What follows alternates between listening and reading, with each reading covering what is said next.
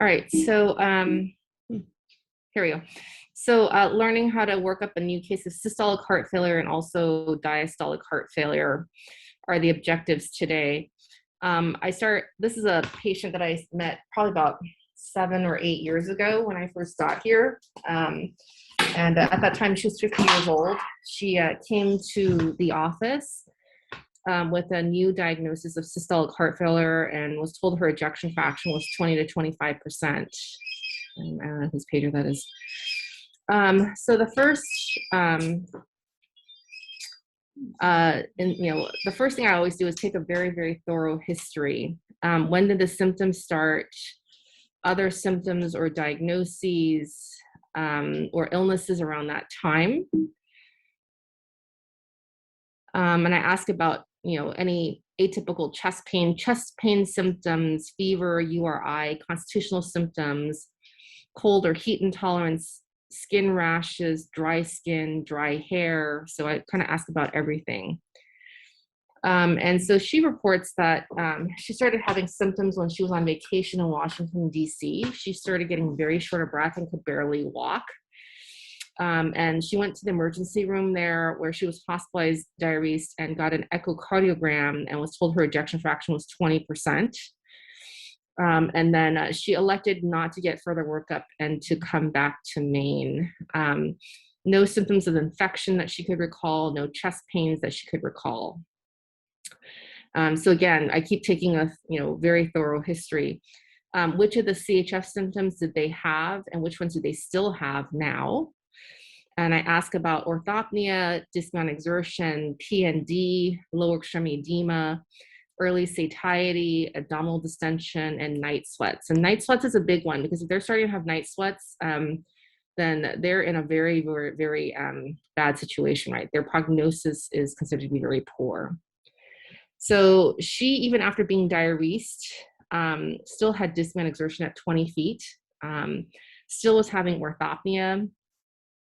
She reported lower extremity edema chronic for over a year, which means that whatever has been going on for over a year. Abdominal distension and early satiety. So she was inadequately diuresed, and whatever has been going on is probably a chronic process, right? So then I go through past medical history and I ask about, have you ever been told you had high blood pressure? And you'd be surprised at the number of people who say, I was told I was in my 20s. When I had high blood pressure, I never went on medications, but hey, my blood pressure now is 90/60, but their ejection fraction is 10%, right? So they're not going to get a blood pressure of 190/90 anymore. Diabetes, how well controlled has it been? So having a hemoglobin A1C of greater than 10% for a long period of time can cause a diabetic cardiomyopathy, and that's not ischemia related.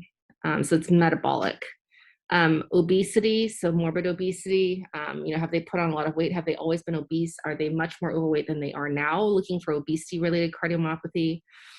A recent birth, looking for peripartum cardiomyopathy, chemotherapy history. So they had breast cancer 20 years ago, 30 years ago, had chemotherapy. Any childhood diseases that were unusual where they received chemo or radiation therapy. They were born with a heart murmur. Extra heartbeats, abnormal ECGs, murmurs, risk factors for HIV or hepatitis C. So I ask about all this.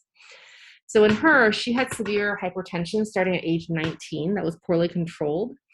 She has a history of diabetes, long-standing, poorly controlled hemoglobin A1C. Based on the records I had available, showed that her hemoglobin A1C in the last several years have been running 13 to 15%.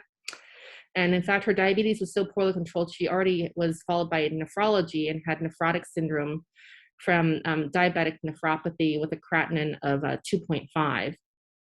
No known obesity, did not recently give birth, no history of chemotherapy, no childhood diseases, no knowledge of any extra heartbeats, looking for PVCs or tachyarrhythmias, abnormal ECGs, murmurs, no risk factors for HIV or hepatitis C. So,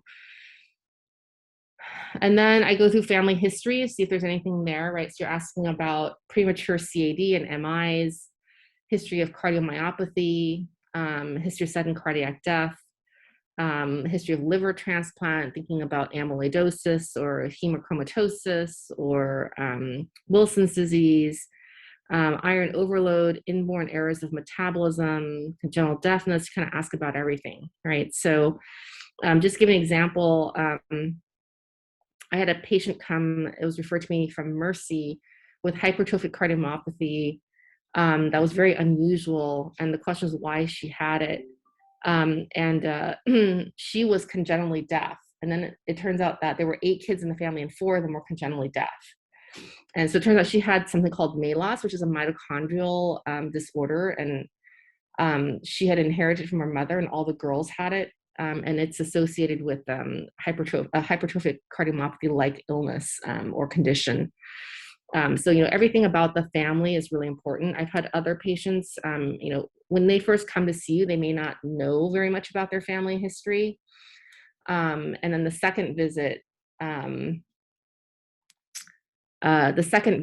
they start talking about, oh, well, I discovered I have first cousin's cardiomyopathy, and my uncle has cardiomyopathy, and right, so it's just like starts to unveil itself. So the first pass, you may not get that information. So in her situation, AJ's family, all family history is negative. Social history, I go through alcohol, tobacco, and ask about recreational drug use. In her case, rare alcohol, no smoking history, no history of recreational drug use, works in administration, she's married, and she's monogamous. So really nothing that was striking about her case there. And then now we finally move on to physical examination. So looking at heart rate, are they tachycardic? Are they bradycardic? Is there a lot of ectopy, blood pressure, CVP, left ventricular impulse, right ventricular heave, presence of S3 or S4 gallop, heart murmurs, brachial femoral delay, pulses, bruits, hepatosplenomegaly, and lung sounds. So that's the basic exam that I do. So on her exam, her heart rate was good. It was 85. Her blood pressure was 120/80, so plenty of room for GDMT. She had JVD on exam, and she had an S3 gallop. Her left ventricular impulse, interestingly, was normal, but she had an RV heave, suggesting that she has RV failure, and she had severe bilateral extremity edema that was long-standing.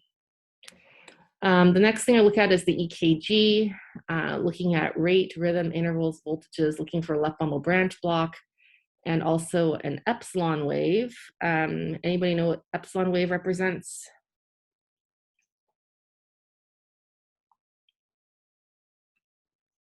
Should I call on somebody? Any volunteers?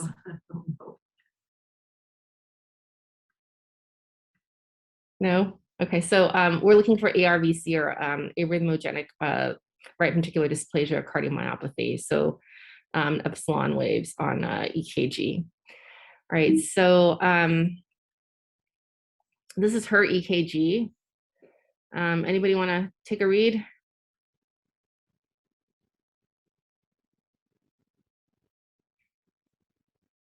Oh, we got Danielle here, so she'll. Let's see. Well, it's low voltage. Yep. For sure. It's sinus rhythm. Mm-hmm. The easy one is, let's see.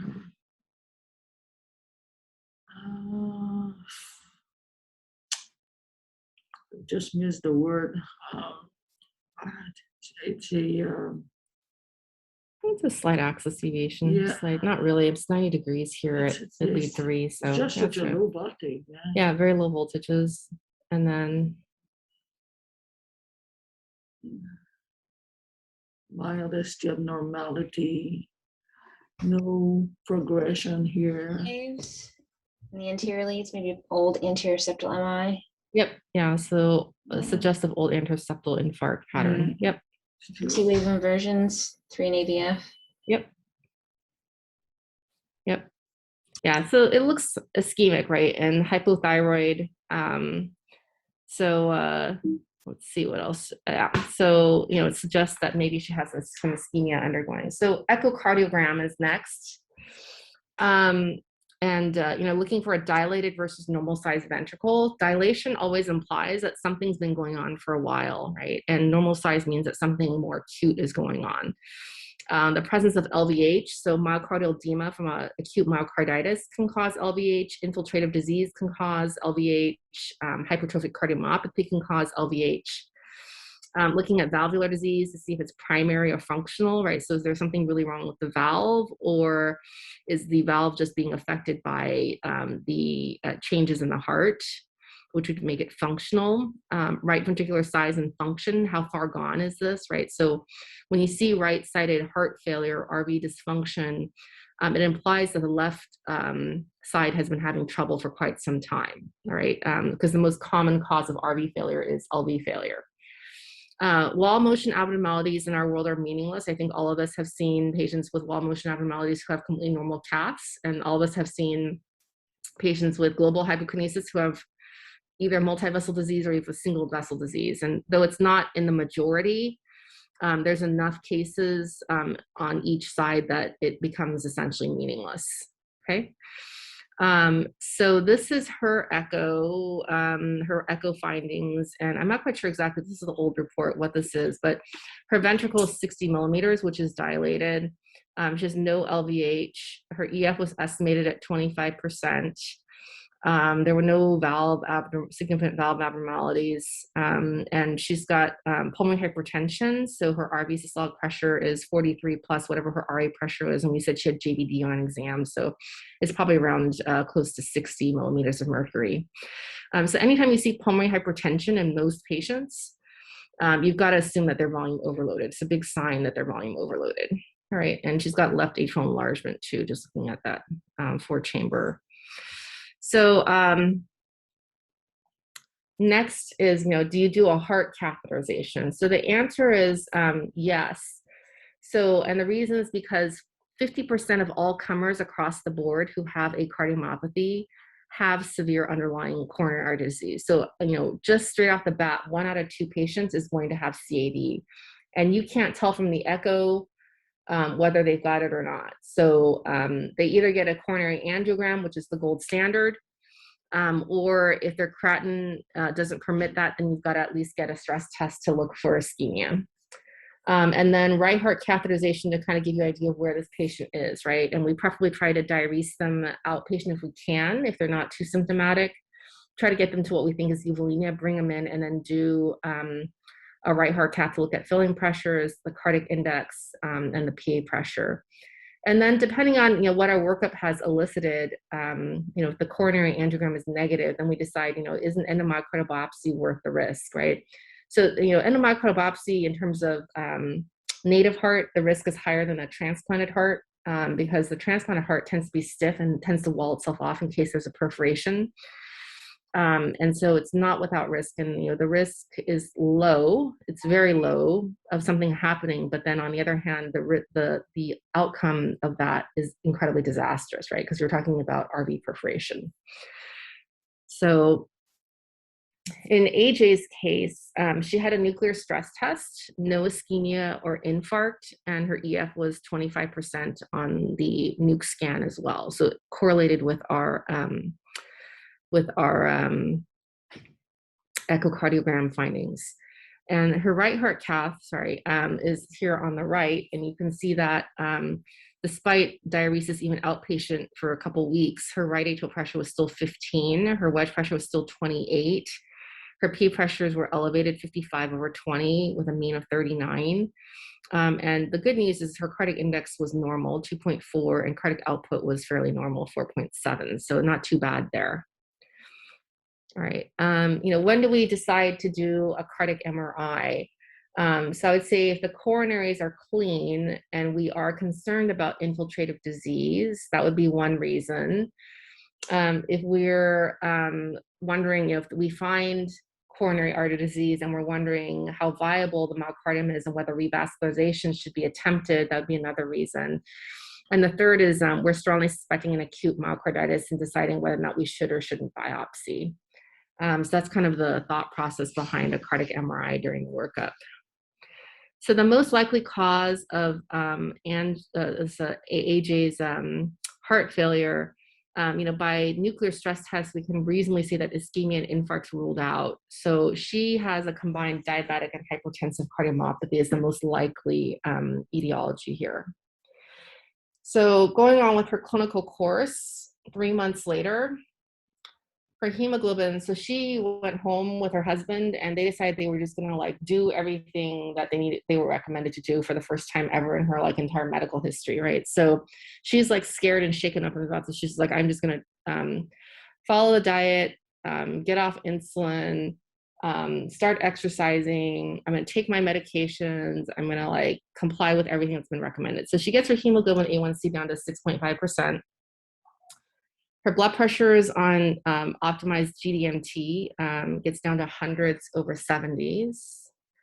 And her repeat echo 3 months later, because we were wondering if we needed to put a defibrillator in her, actually recovered to 50 to 55%, right? So this is classic diabetic cardiomyopathy. The hemoglobin A1C is 13 to 15%.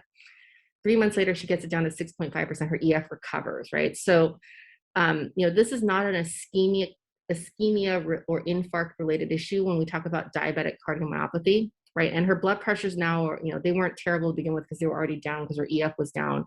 But this is also what we see with hypertensive cardiomyopathy. You get the blood pressure under control and the EF recovers, right? Her creatinine is still 2.5. And we, at this point, we've gotten like 30 pounds off of her fluid. She still has proteinuria. Her low extremity edema, though, has completely resolved. And this is a big controversy with nephrology all the time, which is they go, no matter how much you diurese them, you're just going to dry them out because their edema is never going to go away from nephrotic syndrome. And frankly, when I first started practicing here, I kind of was subscribed to that. That was what we were taught.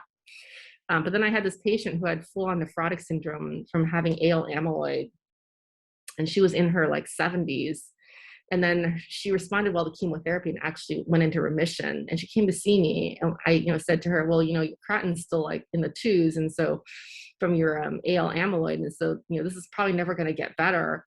Don't over diurese yourself. And then 6 months later, she comes to see me, and she's over diuresed herself, gotten all the fluid down, her legs look normal, right? And her creatinine's still the same. So this is another example of a patient where her creatinine was still abnormal. She had a lot of proteinuria. We didn't expect that her edema would completely go away because of nephrotic syndrome and get it resolved. So I'm kind of starting to, or I've changed my mind about this. I do push their diuresis to see how well we can get their lower extremities looking. So this is I'm presenting this case for a reason, because this lady's story continues. And there's more diagnostic workup later, so of systolic heart failure. So 4 years later, her husband, who's like the most supportive spouse I've ever met in my entire like career, suddenly is ill and is diagnosed with metastatic pancreatic cancer, and fairly within several weeks passes away. And she's devastated, of course. She comes to clinic a week after his death. And says that she has been having trouble breathing for the last week and her weight is up, which was very unusual for her because she'd been out of the hospital now for almost 5 years and had never had to be rehospitalized. And her LVEF, we'd been checking the last several years, had been consistently 50 to 55%. And her creatinine is 3.5 and had been gradually uptrending the last several years from her nephrotic syndrome. And so I just wanted to ask the question, next steps at this point in time and differential diagnosis, what would you do?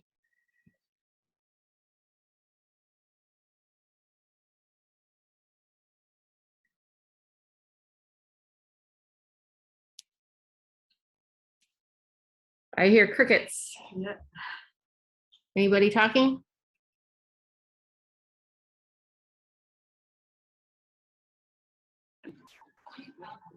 New echo, potential stress cardiomyopathy.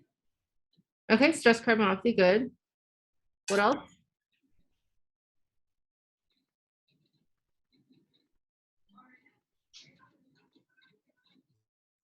I would probably do a right heart cath.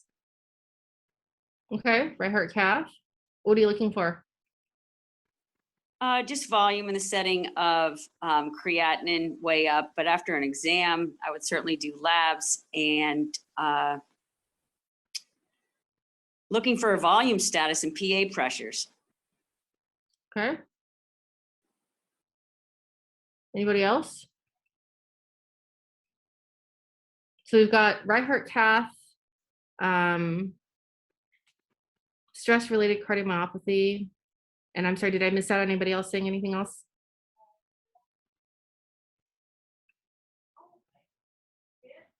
All right, so I set her up for an echo the same day I saw her to see what was going on, because I was concerned about stress-induced cardiomyopathy or something happening. It's not forwarding. All right. And so her echo in the office shows a left ventricular ejection fractions down to 20. Want to do? I think along with the right heart cath, you want to just make sure that this isn't ischemic. So, you know, for kidneys or, I mean, I guess this is lady had it. Sorry, creatinine was up, right? Yeah, it's up to 3.5. Yeah. Okay. So we don't want to expose her to die. So, you know, but you still want to rule out an ischemic issue, right? So maybe a nuclear stress test along with your right heart cath, labs, like Jeannie said. Okay. All right. So I could discuss her case with her nephrologist, and they gave okay for a left heart cath, and they said that they were getting ready to put a fistula in her anyway, and that she was likely to go on dialysis in the next 6 months. And if there was something that was fixable that could improve her ejection fraction, that would be the preferred route, because she otherwise would not qualify for getting listed for transplant because she's quite young. For kidney transplant, she needed an ejection fraction greater than 40% for them to list her. So we cathed her, and they cited her a 50% risk of going on to dialysis with a low volume contrast left heart cath, which was interesting. But they said that it was 50-50 and that she likely, they said in their experience, likely she would not go on to dialysis even from the diagnostic cath. So she got sent in. She had a 90+% mid-LAD lesion on a low contrast study. And we actually sent her home because she was asymptomatic, and brought her back for stage PCI 2 weeks later due to her creatinine. And she went having good results and no complications. And actually did not go on to dialysis for another year after that cath. And 3 months later, we checked her EF to see if she needed an ICD, and it was up to 45%. And it was good enough for listing for kidney transplant. So, and then a year later, she, after being listed for going on dialysis and being listed, she actually moved out to Arizona. And that was 2 years ago, and I've lost touch with her since then. But yeah, so that's her story. So questions about this case or the workup?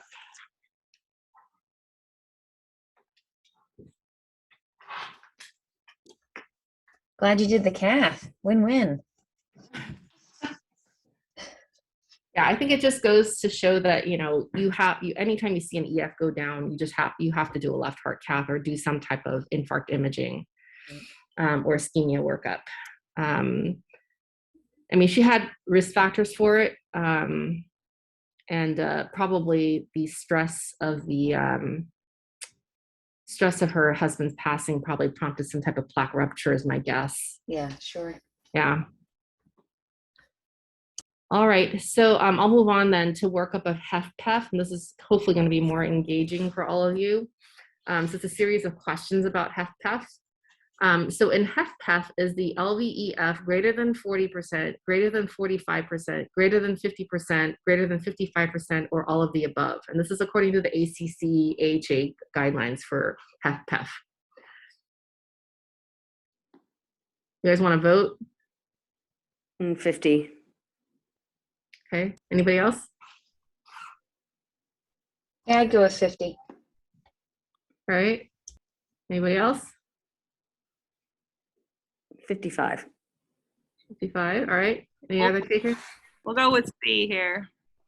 Who's going with B? I'm going with D. All right, lots of D's, 1B, 1C. All right, so you're all incorrect. The answer is all of the above. And so the ACC-AHA has decided to define this as all of the above, so anything greater than 40%, because every study on HFpEF has defined it every randomized controlled trial on having to do with HFpEF has defined it differently by A, B, C, or D. So they decided to include everything. So anything greater than 40% is considered HFpEF by their definition. All right, the definition of HFpEF includes A, clinical signs and symptoms of heart failure, B, evidence of preserved ejection fraction, C, evidence for diastolic dysfunction, D, A and B, E, A and C, or F, all of the above. Any takers?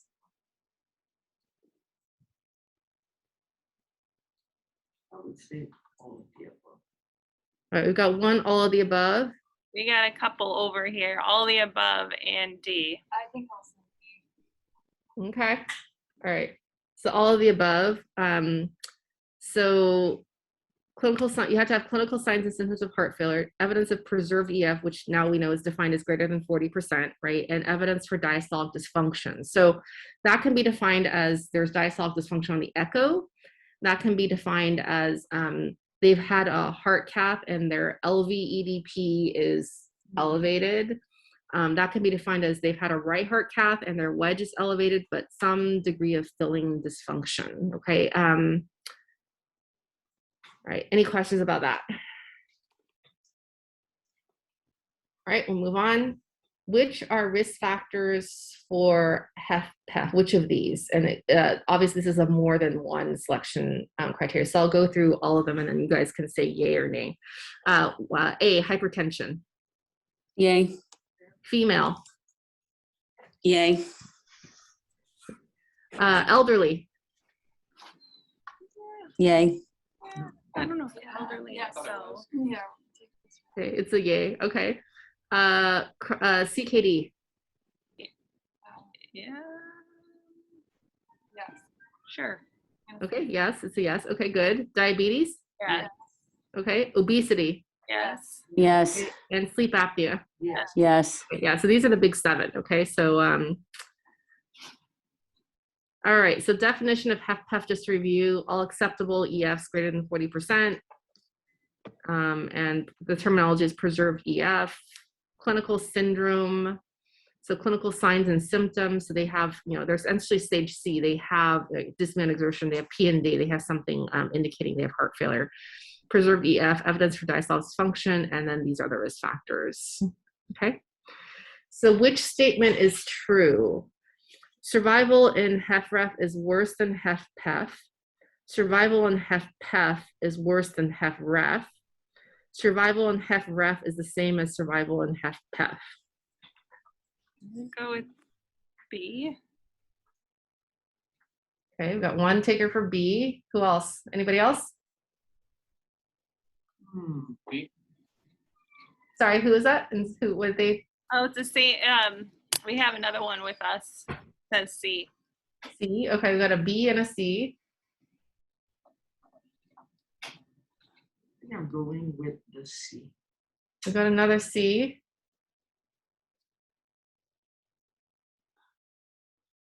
Any other takers? Any other people want to vote? All right, so the answer is C. So survival in HFrEF is the same as survival in HFpEF. So you would think that they would be, people think of reduced ejection fraction, they have a higher mortality rate, but that's not true, right? So their 5-year mortality is essentially the same. So this is a natural history prospective observational trial of 2,800 patients looking at their survival out to 5 years. In this one, and in this graph, they only report up to about a little over a year. But you can see they defined it as HFrEF as less than 40% and HFpEF as greater than 50%, and left everybody else in the middle out.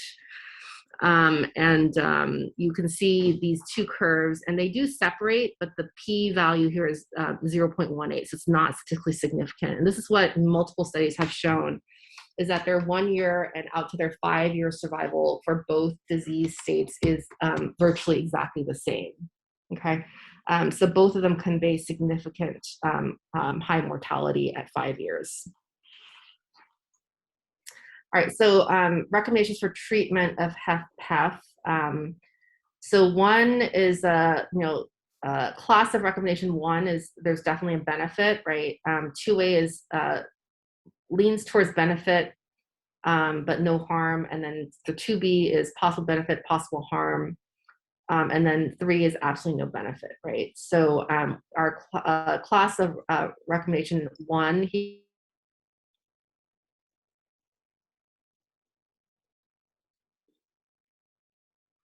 almost doesn't matter which agent you use to control their blood pressure. Okay, so the randomized clinical trials have looked at all the blood pressure agents, and there have been very few that have suggested that there might be some benefit, ARBs in particular, and there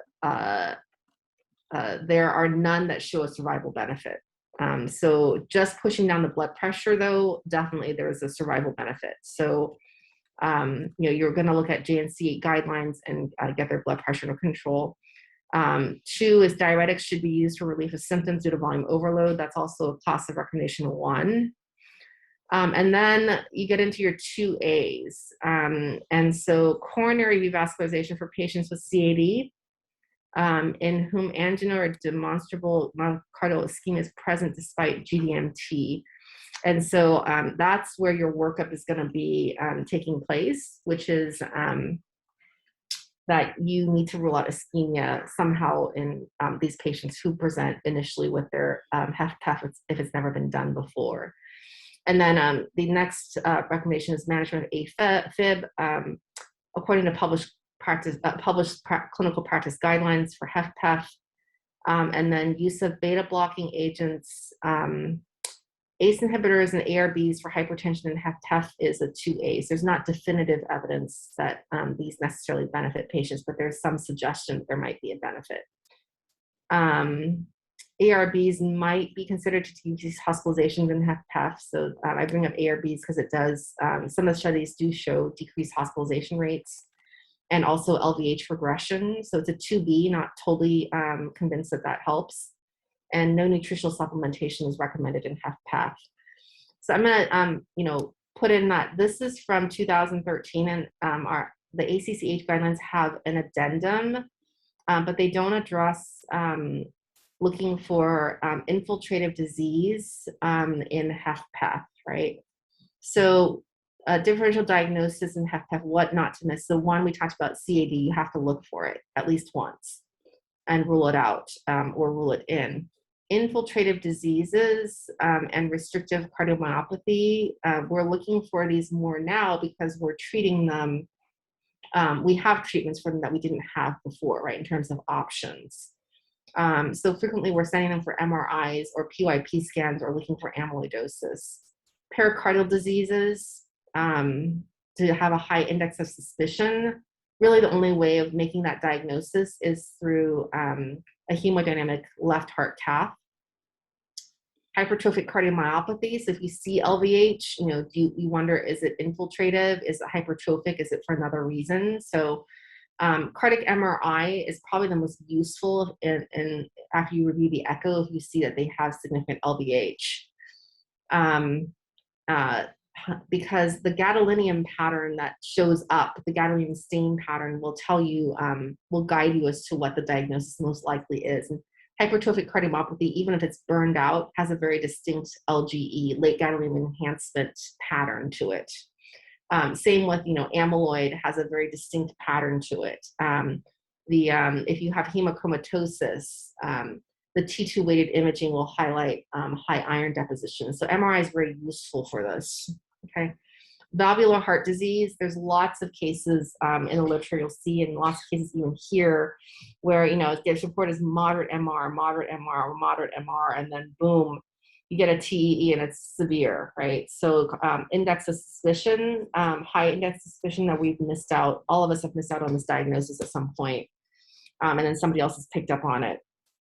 Right heart failure, so we said, if you have left-sided problems that haven't been addressed for a long time, you're going to develop right heart failure, right? And so, in the case of diastolic heart failure, oftentimes they're so volume overloaded and they have had pulmonary hypertension from fluid overload for such a long time that most of what you're trying to deal with is right heart failure, and things are just not getting better. You're trying to diurese them, and it's because the right heart's just not doing well.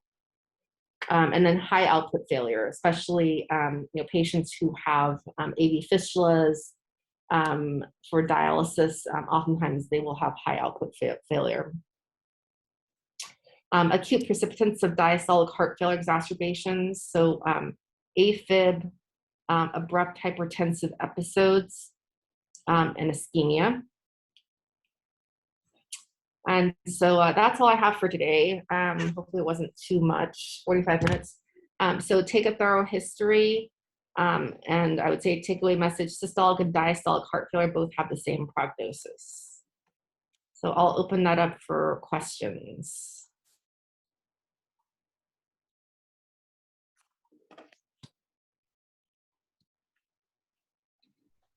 Yep, go ahead. Hi, my name is Rob. I'm the PA student working in the cardiac services here. Do you know why we went away from the term diastolic heart failure when it's still used in one of the criteria for HFpEF? I'm sorry, one more time with your question? Yeah, why do we go away from the term diastolic heart failure if it's still being used in the diagnosis or one of the factors to term it HFpEF? Yeah, so I think there are definition differences, right? So there's systolic dysfunction, there's diastolic dysfunction, and then now there's HFrEF, so reduced. There's HFpEF, which is preserved, right? And there's also HFmEF, right? There's middle. So now they're calling, they're defining HFmEF as around 40 to 50%, right? Then you have the problems of patients who had HFrEF, right? And then now they have HFpEF, right? So their EF was 20, like how are you going to classify AJ, right? She had an EF of 25%, 25%, and then she got her diabetes and high blood pressure under control, and then now her EF is 50, 55. So do you call her HFpEF now, or do you call her HFrEF that's resolved, right? I think the definitions are going to continue to change and evolve. I think diastolic dysfunction is different from diastolic heart failure. You can have diastolic dysfunction, never have heart failure, right? So diastolic dysfunction would be something that would describe your heart condition or the status of your heart, but it may or may not reflect what the actual diagnosis is. I don't know if that answers your question. Yep, thank you. Yeah. Other questions?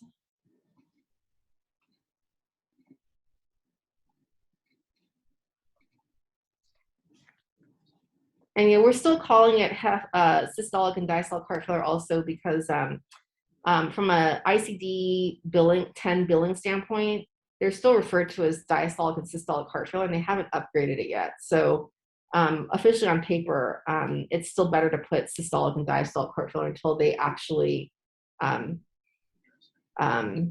upgrade or formalize that in the billing codes.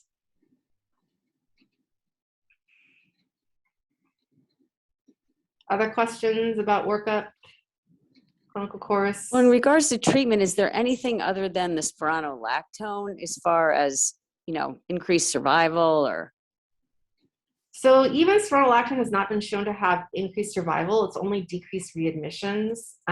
So I would say that right now, spironolactone can decrease readmissions in HFpEF.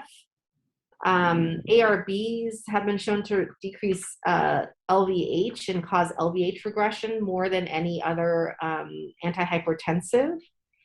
There also, I think, is some suggestion that ARBs might decrease hospitalizations, but it was borderline statistically significant. It wasn't a primary outcome. It was kind of a secondary ad hoc measure that they did, so it's not definitive. But my preference has been to use ARBs and spironolactone in HFpEF patients with very careful monitoring of their potassium and creatinine levels.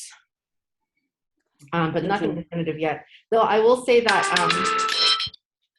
There was a trial that just came out last week, published in,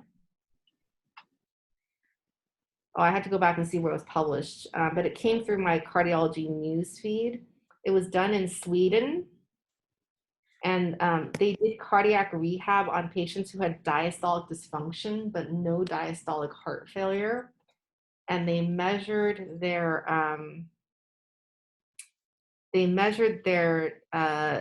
diastolic dysfunction using cath and echo and all these other various modalities. And they trained them for, I think it was 6 months or a year. And there was a control group where they did nothing, and they looked at their diastolic parameters. And for the first time ever, they actually found that it improved their diastolic parameters. So that's, I think, something that's coming down the line potentially, is that exercise may be the key to preventing this from developing in terms, and it was an aerobic exercise program at a cardiac rehab facility. So that's potentially something that's coming down the line. At least in Sweden, it works.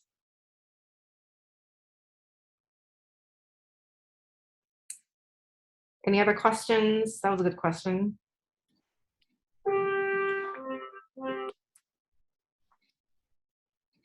Thank you so very much. Thank you, Esther. All right, That was very good. thanks. All right, I'll put this on Canvas for everybody to view. Thank Very you. good. Thanks, Andrea. Thanks.